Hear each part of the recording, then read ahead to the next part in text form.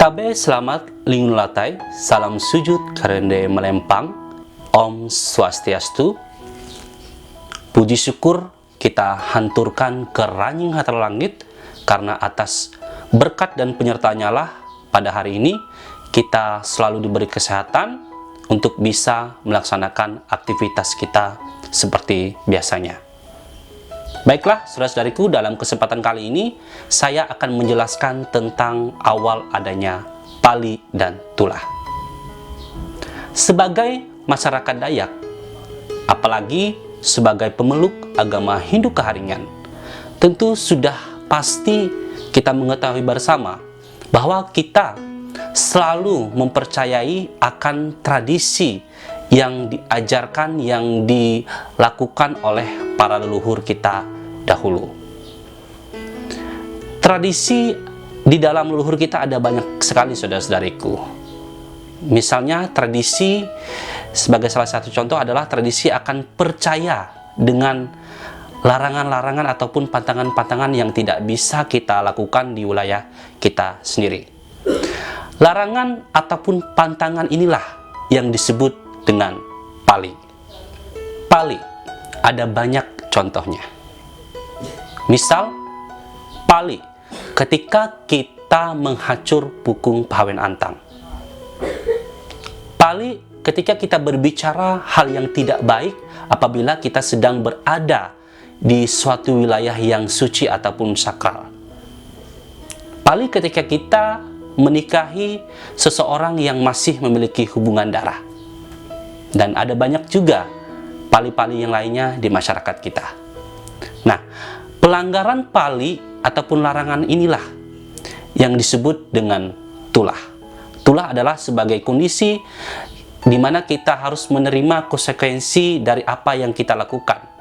Tulah ini bisa langsung kita rasakan ataupun berefek kepada keturunan anak cucu kita nantinya. Saudara-saudariku yang saya kasihi, awal adanya pali dan tulah berawal dari kisah kejadian di masa lampau, di mana pada zaman dahulu kala di Bukit Bulau Kegantung Gandang, Kereng Rabia Nunyang Hapalang ke Langit, Ranying Hatala dan Jata Belang Bulau menampilkan wujudnya. Saat itu juga, atas pernyataan Ranying Hatala Langit menjadikan luhing Pantar Pinang yang kemudian diberikan langsung ke Jata Belang Bulau. Lalu Jata Belang Bulau kemudian memakan luhing Pantar Pinang itu tadi, dan ia pun kembali ke tahta keagungannya di papan Melambung Bulau. Singkat cerita, terjadinya sebuah perubahan wujud dari sisa-sisa Pantar Pinang yang dimakan oleh Jata Belang Bulau tadi, yang kemudian menjadi berubah wujud, yang satu bagian berubah wujud menjadi serupa ia, dan satu bagiannya lagi berubah menjadi dalam bentuk tambun yang merupakan zat yang maha suci. Saudara-saudariku, lalu kemudian wujud serupa ia dan tambun ini saling tarik-menarik satu sama lain, yang kemudian mengeluarkan suara gemuruh yang amat keras sekali, sampai-sampai terdengar oleh Puntir Selung Darah, yang kemudian ia langsung menuju ke tempat muasal dari keributan suara itu sendiri.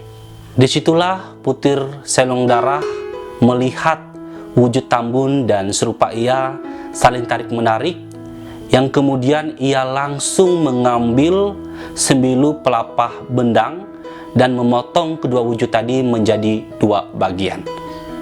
Setelah terpotong, saudara-saudariku, wujud serupa ia diberi nama oleh Puntir Selung Darah, yaitu Nyahu Erang Matan Andau, Kilat Panjang Dimpah Ruang Langit.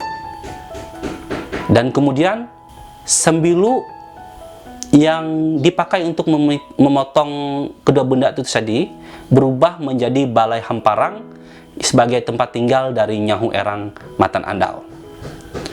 Nyahu Erang Matan Andau ini memiliki keturunan ada banyak, saudara-saudariku.